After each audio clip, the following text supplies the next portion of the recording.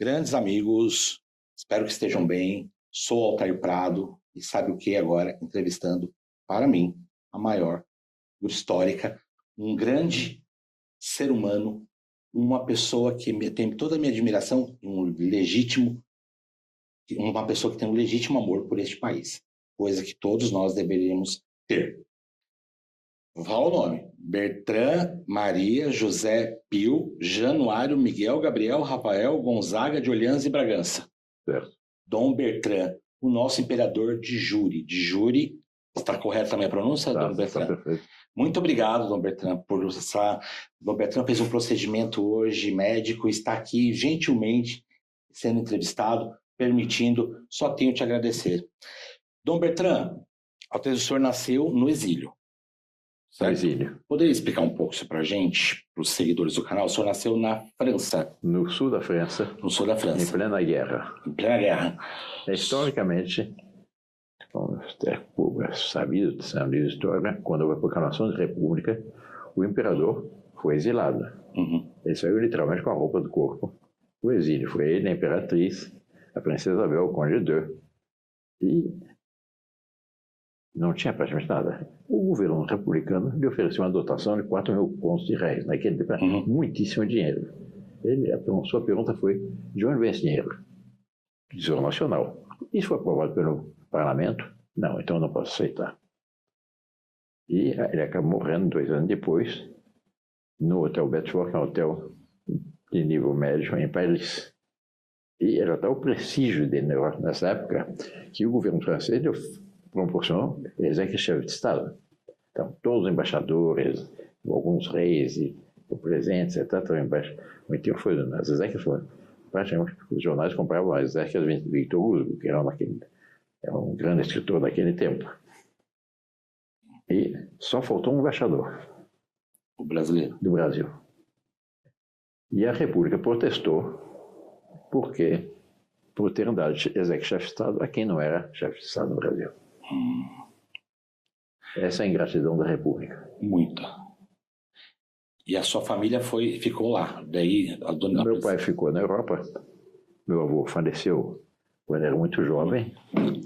E minha avó fez questão de que ele terminasse seus estudos, casou-se, e aí logo depois estourou a guerra. E nós ficamos presos em plena guerra. A guerra de 45. Terminou em 45. Sim. E o senhor passou esse período nesse em plena guerra, num lugar que houve até desembarque, perto da casa da minha avó, que estava a uns 4 quilômetros do mar. Meu Deus. Os embarques, um dos embarques americanos foi ali. Mas veja como eram os tempos. Essa casa era no sul da França, perto do mar. Nós fomos para o interior da França, para a montanha, na região de Vichy, no Planalto Central francês, durante a guerra, porque naquela região não havia batalhas.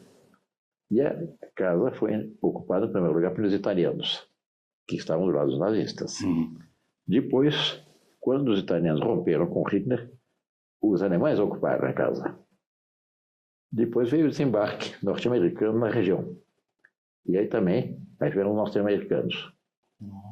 Quando a casa foi devolvida, não faltou nada. Não roubaram um garfo. Não faltou absolutamente nada. Havia ainda, entre os militares, um senso de dignidade e uma lei de respeito ao direito de propriedade que seria um bom exemplo hoje em dia.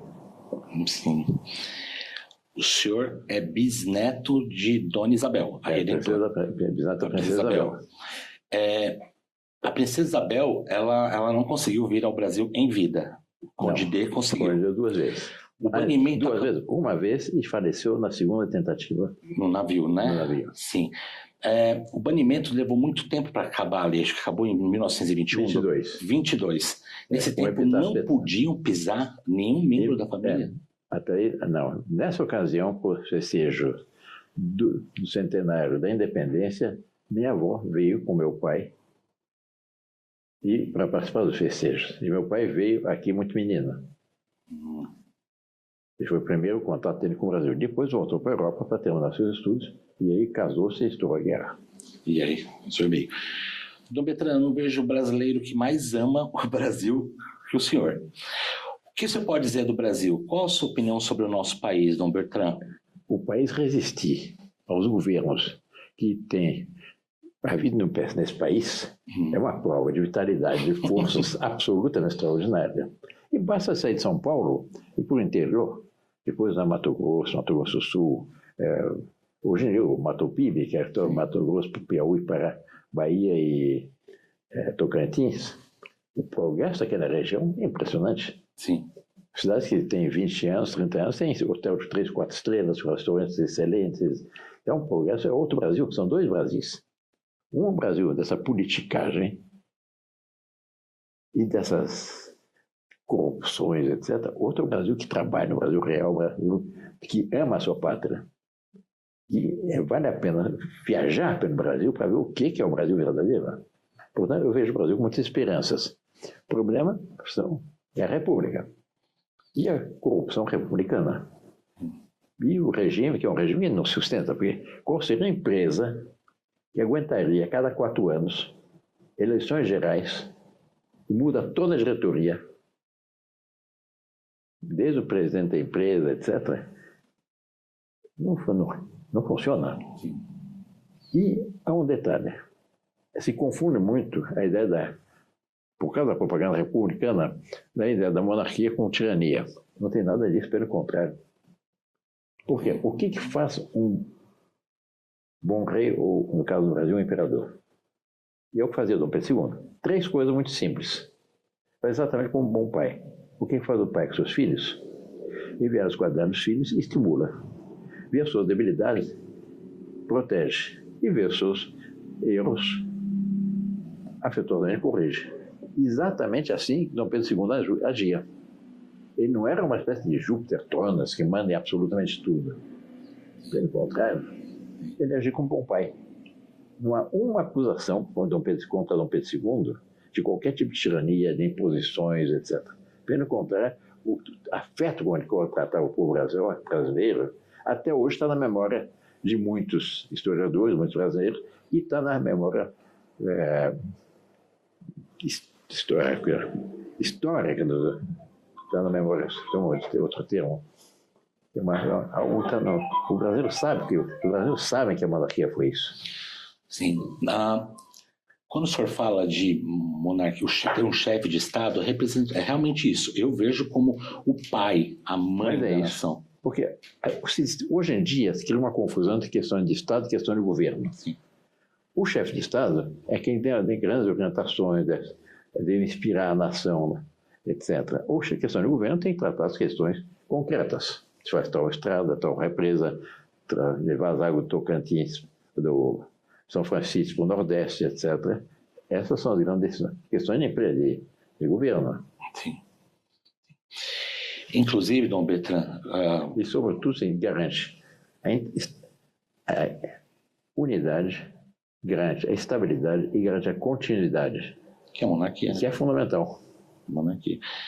E com isso, cria um clima de respeito e de confiança para as pessoas. Na República, a cada 4 anos, uma briga de foice para saber quem vai ser o chefe de Estado. E nas campanhas eleitorais, eles ficam se insultando, levantando os rabos de palha, dúvidas, acusações, calúnias, etc., um contra o outro. Qual é a consequência? O povo perde o respeito reverencial que gostaria de ter por seu chefe de Estado, como os filhos têm um respeito reverencial pelos pais. Sim. Quem disse um psicólogo norte-americano exatamente estudou quais são as consequências para a psicologia de um povo das sucessivas eleições presidenciais. Essa é os Estados Unidos de hoje. Sim. Exatamente. É complicado, porque as pessoas... A República foi muito bem feita, ela fez uma manipulação e transformou a monarquia em algo ruim. Exato. E, na real, é o que vai trazer estabilidade para o nosso país. Exatamente o contrário. Exatamente o contrário. Falamos de Dom João VI, por exemplo, né? Uma nação é, antes de mais nada, uma grande família com destino comum a realizar. Não é uma empresa, é uma família. E o modelo de toda a sociedade é a família. Começa na família, pai, mãe e filhos, mas numa fazenda, o fazendeiro é um pai. O próprio, na casa de comércio, o português na sua padaria, está atrás da sua caixa registradora, é um pequeno rei. Sim. E dá continuidade. Isso que hoje está sendo destruído. Inclusive na sociedade moderna, cada vez menos é o relacionamento humano. Tudo feito com computador, para marcar uma entrevista, marcar uma consulta médica, marcar tudo. É difícil falar com um ser humano. Tá difícil, né? Aperte tal coisa, espere tal coisa. Sim, sim. O aspecto humano do trato está desaparecendo. Dom Bertrand, a gente pode até agradecer a extensão territorial do Brasil à monarquia, né? Dom João VI. Sim. Eu sei que o senhor conhece muito bem as histórias, claro.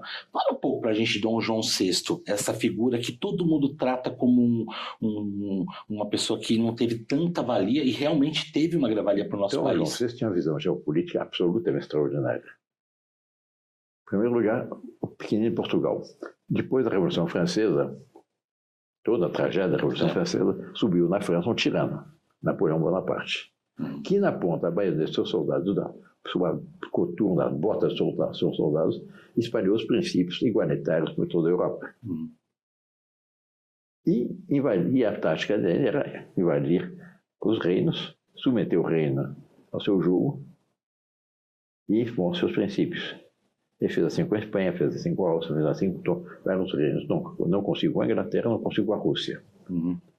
Mas era a sua tática. E invadiu a Espanha e depois pretendia invadir Portugal. E de fato invadiu. Mas Dom João VI, vendo que era esse o objetivo de Napoleão, ele foi, de uma forma, era muito bom diplomata, uma vez raposa nessa matéria. Ele foi jogando esses ingleses e os franceses, entre Napoleão e os reis da Inglaterra, para ganhar tempo, para preparar a vinda ao Brasil.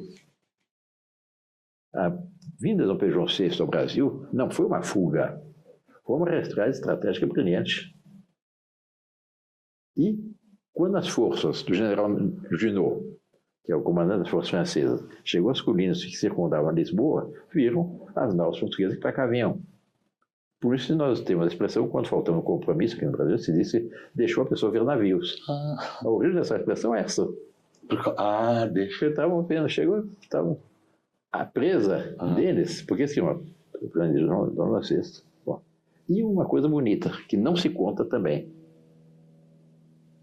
Isso está no manual de história militar francesa, que a primeira derrota das forças, até aquele momento invencíveis de Napoleão, foi em Portugal, na Batalha de Bussaco. E Napoleão odiava Dom João VI, porque ele dizia que foi o único rei que me enganou. Ele passou a perna. E ele veio para o Rio. E aqui lançou todos os fundamentos da nossa nacionalidade. Até a extensão territorial, né? Tudo. A extensão territorial é anterior.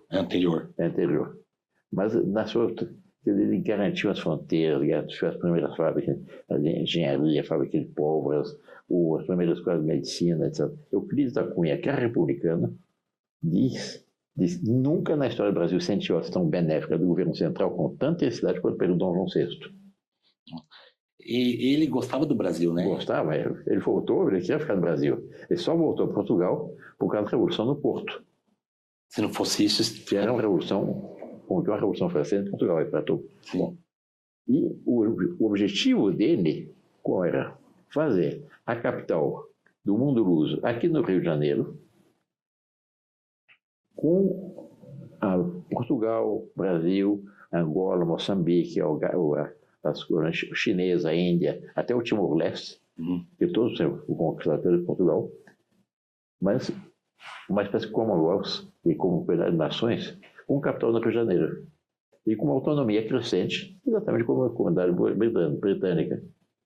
Isso seria uma solução brilhante. Sim. Infelizmente, por causa da Revolução do Porto, ele voltou. Mas deixou seu filho mais velho, o herdeiro da coroa, como regente. Nem deu um conselho, quer saber por todos, o conselho, que meu filho considera mais cedo, mais tarde, o Brasil ser independente. Põe tu, com essa corrente na tua cabeça, antes que o vento eu faço.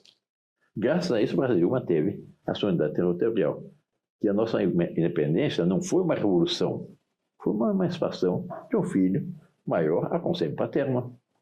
Que é? Compara com nossos vizinhos pan-americanos, Argentina, Uruguai, Chile, Bolívia, foram os caudilhos que queriam ser presidente da República, só respectivaram a influência, resultados se dividiram, sobreviveram, e nós não.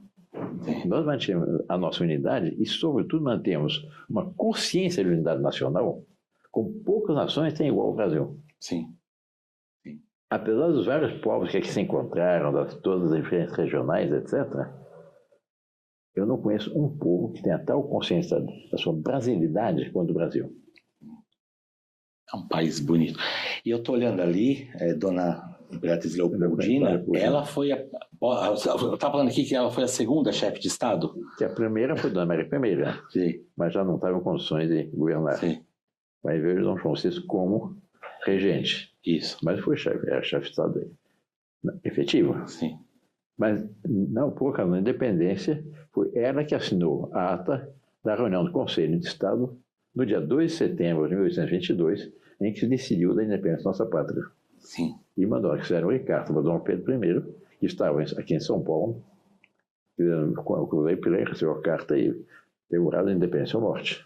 Por quê? Porque é uma carta que vinha às imposições, tratando de outra correspondência em Lisboa, querendo impor ao Brasil voltar a ser uma colônia com menos direitos que ele tinha antes mesmo da vinda do Dom João VI. E ela submeteu o Brasil a toda a legislação revolucionária da Revolução do Porto. E ela presidiu, junto da Bonifácio e outros pelo Conselho do Estado, essa reunião que se decidiu da nossa independência. Com certeza já te fizeram essa pergunta, Dom Bertrand. Por que a República ela tenta apagar essa imagem tão bonita da nossa história? Uma das histórias mais ricas, eu como historiador falo, uma das histórias mais bonitas do mundo, a República ela sempre tenta apagar essa história. Vocês já te fizeram essa pergunta?